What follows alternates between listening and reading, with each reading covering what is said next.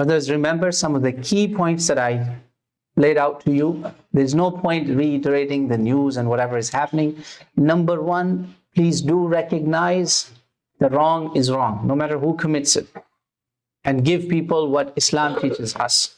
We do not condone killing of innocent people anywhere whatsoever, but at the same time, we demand that what's happening to our people is far beyond even a comparison, far beyond.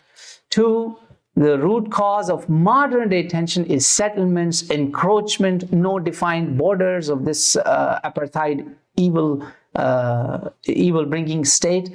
This has to be stopped. And this has been agreed worldwide, and even some of their own people like Supreme Court. And also, we are against apartheid like non-Muslims were. Gandhi was, tell this to your Hindu bosses or whatever, Gandhi was in favor of Palestine and against Israel because Gandhi was against apartheid.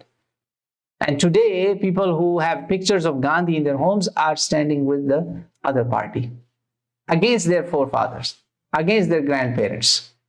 So, and we are against the racist policies, we are against racism. These people are victims of racism, people who are living inside, and the crimes of war are being committed by the IDF, recognized by their own people.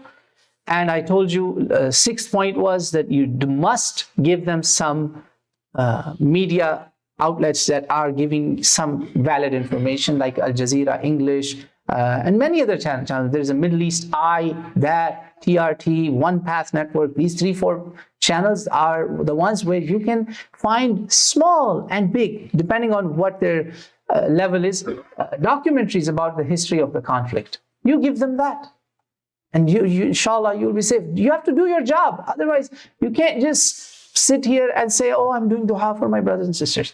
This is dua without dawa. You have to do something. Find one non-Muslim that you will talk to and you will educate. Just one.